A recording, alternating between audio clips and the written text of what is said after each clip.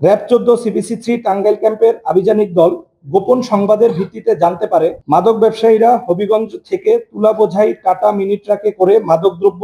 গাঁজা নিয়ে রওনা হয়ে গাজীপুর হয়ে করটিয়া বাইপাস এলাকা অতিক্রম করে যমুনা সেতুর দিকে আসছে। উক্ত আভিযানিক দল ১৯ আগস্ট ২০২৫ তারিখ রাত ২টা ৩০ ঘটিকায় টাঙ্গাইল জেলার কালিহাতী থানাধীন ঢাকা টু সিরাজগঞ্জগামী মহাসড়কের সিরাজগঞ্জগামী লেনের উপরে এলেঙ্গা পৌরসভা আধুনিক ফিজিওথেরাপি সেন্টার নামক প্রতিষ্ঠানের সামনে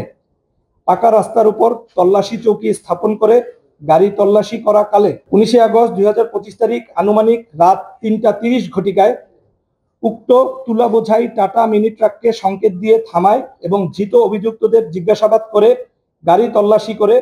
৪৯ কেজি অবৈধ মাদকদ্রব্য গাঁজা উদ্ধার করতে সক্ষম হয়, যার অবৈধ বাজার মূল্য ১৪,৭০,০০০ টাকা। উক্ত ঘটনায় গাড়ির চালক সহ ৩ জনকে গ্রেপ্তার করা হয় এবং মাদক বহনের কাজে ব্যবহৃত ট্রাকে থাকা ৯৫ বস্তা তুলা এবং সঙ্গে থাকা ১৯,৭০০ টাকা জব্দ করা হয়। সিপিসি 3 র‍্যাব ১৪ টাঙ্গাইল ক্যাম্প কর্তৃক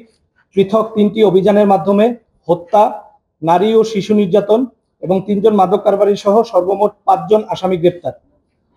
এজাহার মতে বাদী মোহাম্মদ মালিক মিয়া, পিতা নবাব আলী,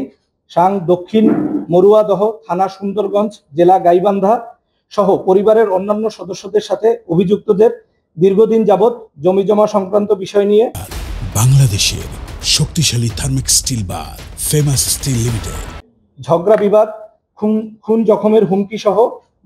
মামলা মোকদ্দমা চলে আসছে। এরই ধারাবাহিকতায় গত ২৯ জুলাই ২০২৫ খ্রিস্টাব্দ সময় বিকাল আনুমানিক ১৬:৪০ ঘটিকায় বাদী তার ভোগদখল করা জমি চাষ করার সময় ধৃত অভিযুক্ত মোহাম্মদ হায়দার আলী, জেলা গাইবান্ধা সহ এজাহার নামীয় অন্যান্য অভিযুক্তরা একই উদ্দেশ্যে বেআইনি জনতায় দলবদ্ধ হয়ে দেশীয় অস্ত্রশস্ত্রে সজ্জিত হয়ে বাদীকে ধাওয়া করে বাদীর বসত ঘরে অনধিকার প্রবেশ করত ঘরবাড়ির ক্ষয়ক্ষতি করে এবং বাদীকে সহ পরিবারের অন্যান্য সদস্যদের হত্যার উদ্দেশ্যে মারপিট করে গুরুতর রক্তাক্ত জখম করে প্রাণনাশের হুমকি দিয়ে পালিয়ে যায়। উক্ত ঘটনায় বাদী গাইবান্ধা সুন্দরগঞ্জ থানায় মামলা নং ৩৯ তারিখ ৩১ জুলাই ২০২৫ খ্রিস্টাব্দ ধারা ১৪৩, ৪৪৭, ৩২৩, ৩২৪, ৩২৫, ৩২৬, ৩০৭, ৩৫৪, ৩৭১, ৪২৭, ৫০৬,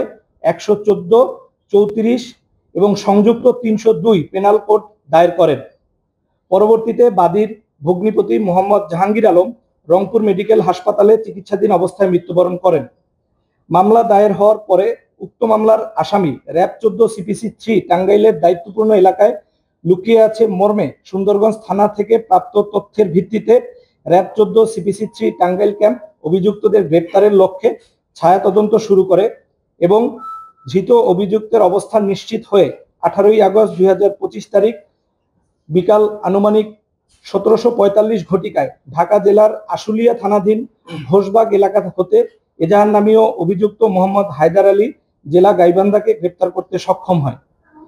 অপর একটি অভিযানে যৌতুকের জন্য মারপিট করার অপরাধে টাঙ্গাইল জেলার বাসাইল থানার মামলা নং ৫ তারিখ ১৫ জুলাই ২০২৫ খ্রিস্টাব্দ ধারা ১১ খ নারী ও শিশু নির্যাতন দমন আইন ২০০০ এর এজাহার নামীয় প্রধান আসামি আকাশ, জেলা টাঙ্গাইলকে ময়মনসিংহ জেলার ভালুকা থানাধীন জামিরদিয়া এলাকা হতে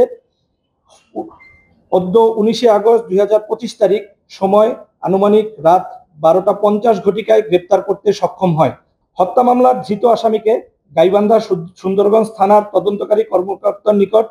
গতকালকে হস্তান্তর করা হয়েছে এবং অন্যান্য অভিযুক্তদের পরবর্তী আইনানুগ ব্যবস্থা গ্রহণের জন্য সংশ্লিষ্ট থানায় হস্তান্তর করার কাজ প্রক্রিয়াধীন রয়েছে।